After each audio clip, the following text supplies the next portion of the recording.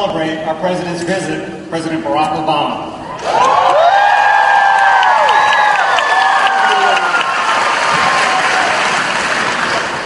Eastfield College is celebrating its 41st year.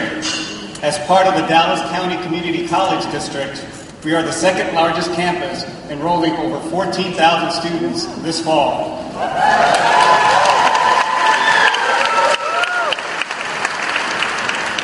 Eastfield College is a comprehensive community college, providing students outstanding technical programs and university transfer opportunities. Today, President Obama is highlighting our students who are preparing to become teachers.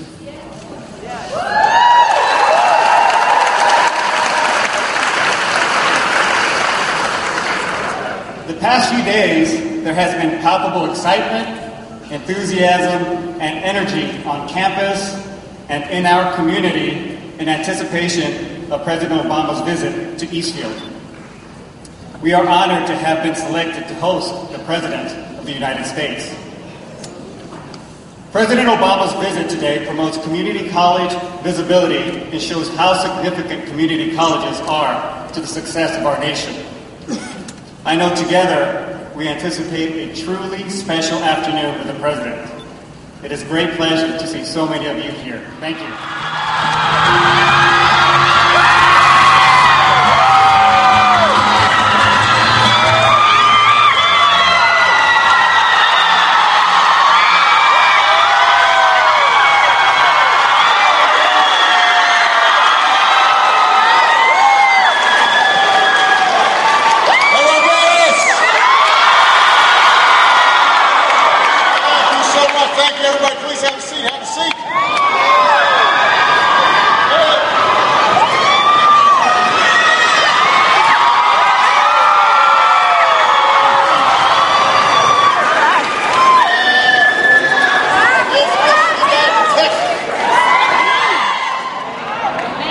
That's the hard truth.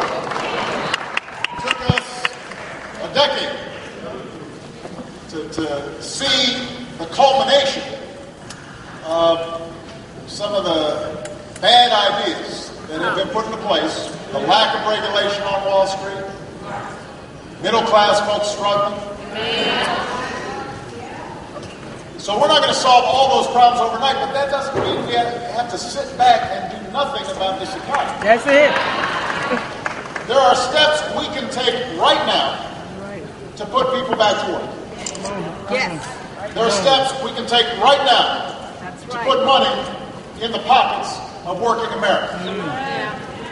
There are things we can do right now to restore some of the security and fairness that has always defined this great country of ours. And that's what will happen if Congress will finally get its act together and pass the American Jobs Act.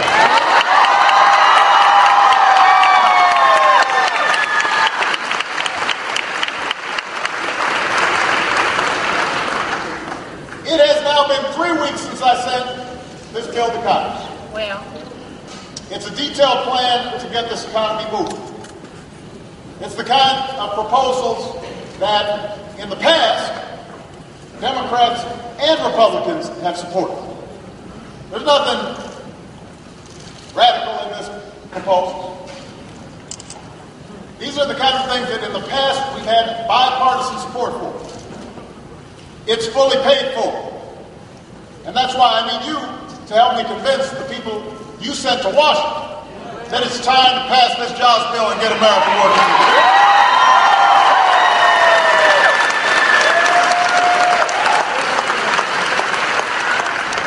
Now, you just heard Kim's story.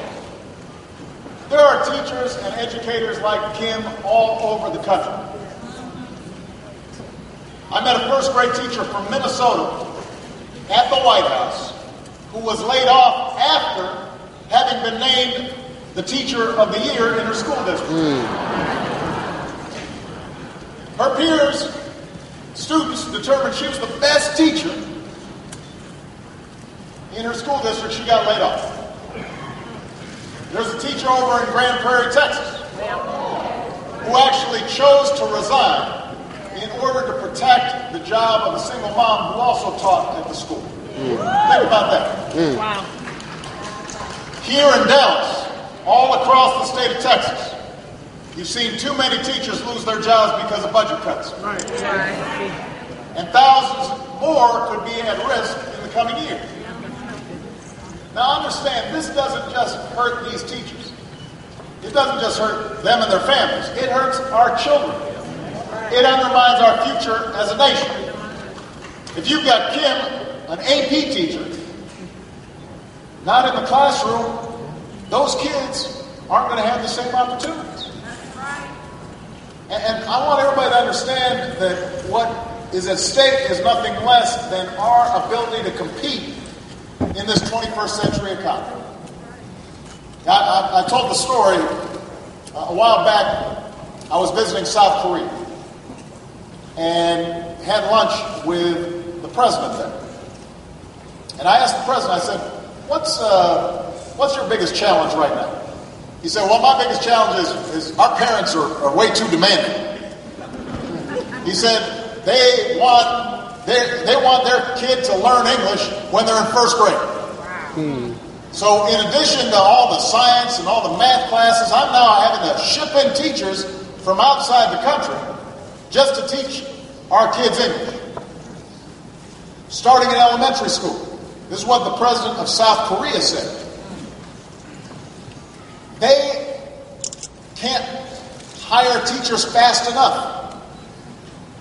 They call them nation builders. That's what they call teachers in Korea, nation builders. Because they know that educating their children is the best way to make sure their economy is growing. Make sure that good jobs are locating there. Making sure they've got the scientists, the engineers, and the technicians who can build things and ship them all around the world. That's what he understands. And the whole country supports him. Here in America, we're laying off teachers in droves. It makes no sense. It has to stop.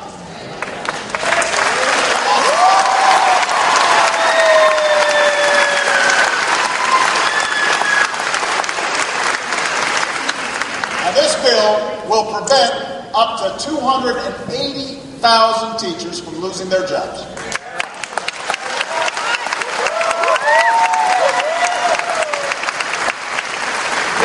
Support almost 40,000 jobs right here in the great state of Texas.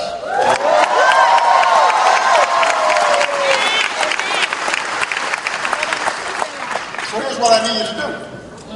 Tell Congress to pass this bill. Put teachers back in the classroom where they belong. It's not just teachers. Tell Congress to pass the American Jobs Act, and there also will be funding to save the jobs of firefighters and police officers and first responders who risk their lives to keep us safe. That's what happens if they pass this bill.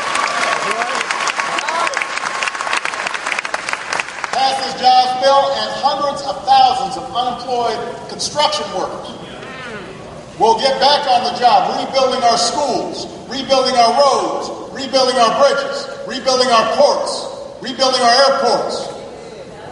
You know, the other day I visited a busy bridge in Ohio.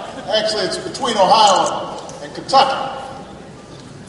Speaker Boehner, he's from Ohio. Republican leader McConnell's from Kentucky.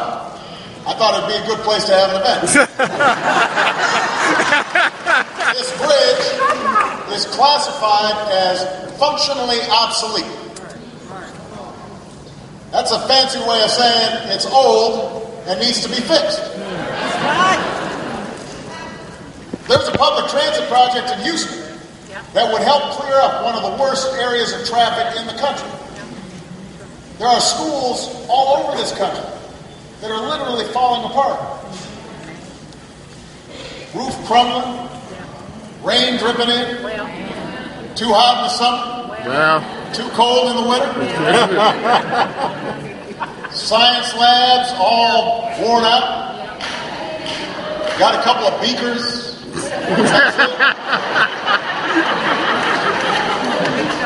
built back in the 50s before the internet was invented? That's an outrage. Understand, America became an economic superpower in part because we had the best infrastructure.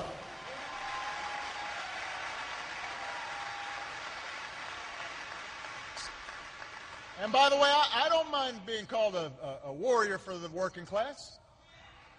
You guys need somebody fighting for you.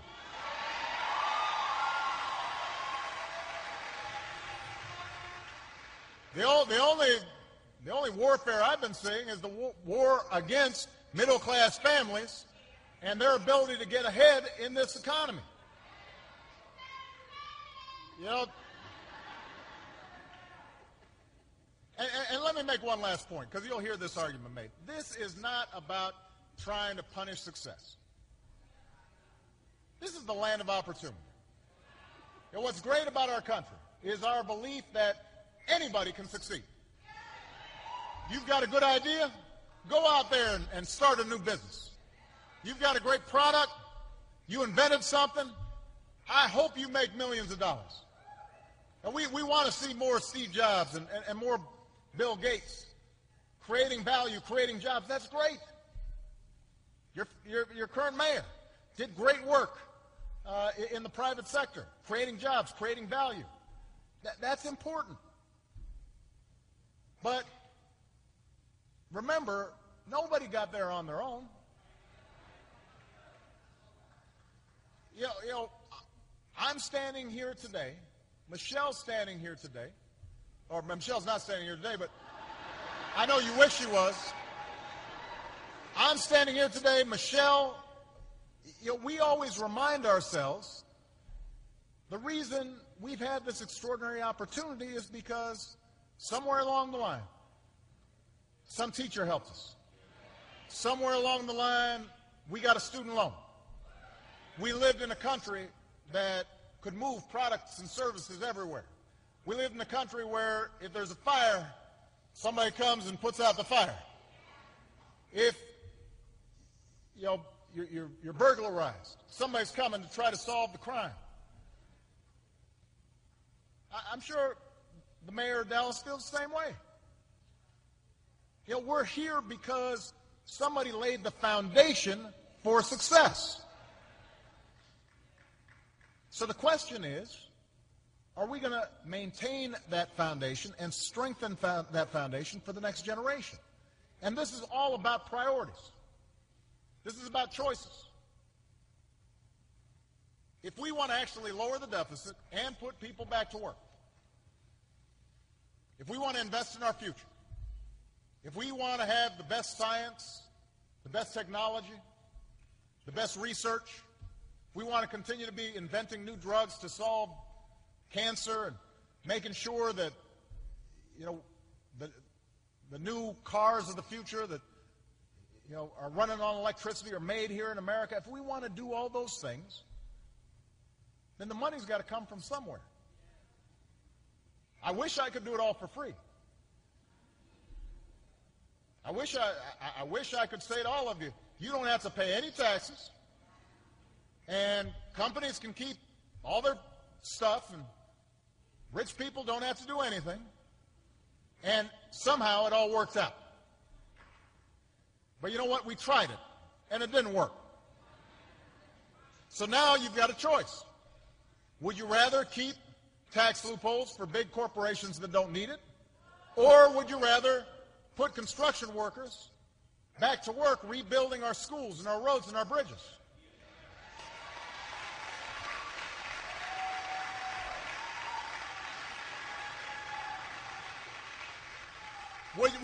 Would you rather I keep a tax break that I don't need and wasn't looking for, didn't ask for, and if I don't have it, I won't miss it? Or do you want to put teachers like Kim back to work and help small businesses and cut taxes for middle-class families? This is a choice that we've got to make. And I believe And I think you believe it's time we build an economy that creates good, solid, middle-class jobs in this country. It's time to build an economy that values that honors the values of hard work and responsibility. It's time for us to build an economy that lasts.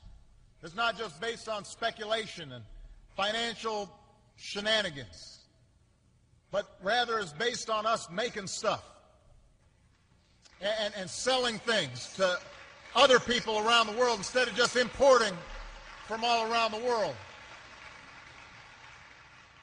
That's the America I believe in. That's the America you believe in. And Dallas, that starts now. That starts with your help.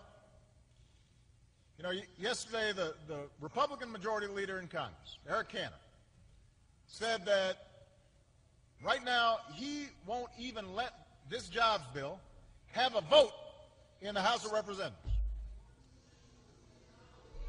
This is what he said. Won't even let it be debated. Won't even give it a chance to be debated on the floor of the House of Representatives. Think about that. I mean, what's the problem? Do they not have the time? They just had a week off. Is it inconvenient? I'd like Mr. Cantor to come down here to Dallas and explain what exactly in this jobs bill does he not believe in? What exactly is he opposed to? Does he not believe in rebuilding America's roads and bridges? Does he not believe in tax breaks for small businesses or efforts to help our veterans? Mr. Cantor should come down to Dallas and look Kim Russell in the eye and tell her why she doesn't deserve to be back in the classroom doing what she loves, helping our kids. Come tell her students why they don't deserve to have their teacher back. Come tell Dallas construction workers why they should be sitting idle instead of out there on the job. Tell small business owners and workers in this community why you'd rather defend tax breaks for folks who don't need them, for millionaires, rather than tax cuts for middle-class families. And if you won't do that, at least put this jobs bill up for a vote so that the entire country knows exactly where members of Congress stand.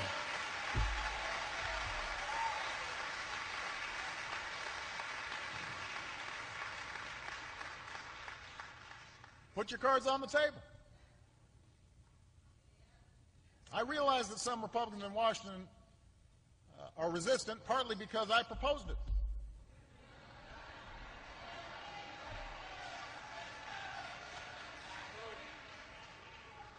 I mean, if I took their party platform and proposed it, they'd suddenly be against it. We've had folks in Congress who've said they shouldn't pass this bill because it would give me a win. So they're thinking about the next election. They're not thinking about folks who are hurting right now. They're thinking, well, how's that going to play in the next election? Give me a win.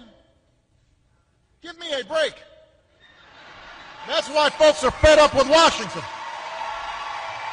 This isn't about giving me a win. This isn't about giving Democrats or Republicans a win. This is about giving people who are hurting a win. It's about giving small business owners a win, and entrepreneurs a win, and students a win, and working families a win. It's about giving America a win.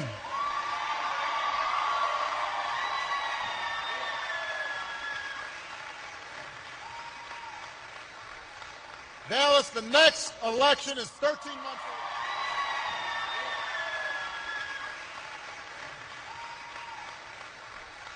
Dallas, the next election is 13 months away. The American people don't have the luxury of waiting 13 months. A lot of folks are living week to week. Some are living paycheck to paycheck. Some folks are living day to day.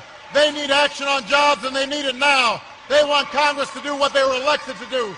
They want Congress to do their job. Do your job, Congress. I need you all to lift up your voice, not just here in Dallas, but anyone watching, anyone listening, everybody following online.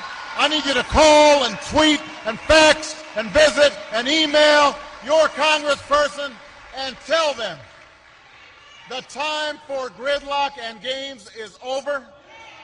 The time for action is now. Tell them if you want to create jobs, pass this bill. If you want to put teachers back in the classroom, pass this bill. If you want construction workers back on the job, pass this bill. If you want tax cuts for the middle class and small business owners, pass this bill. You want to help some veterans? Pass this bill. Now's the time to act. We are not people who sit back in tough times. We step up in tough times. We make things happen in tough times. We've been through tougher times before, and we've got through them. We're going to get through these to a brighter day, but we're going to have to act. God helps those who help themselves. We need to help ourselves right now. Let's get together. Let's get to work. Let's get busy. Let's pass this bill. Let's make sure that we are shaping a destiny for our children that we are proud of, and let's remind the entire world why the United States of America is the greatest nation on the planet. God bless you. God bless the United States of America.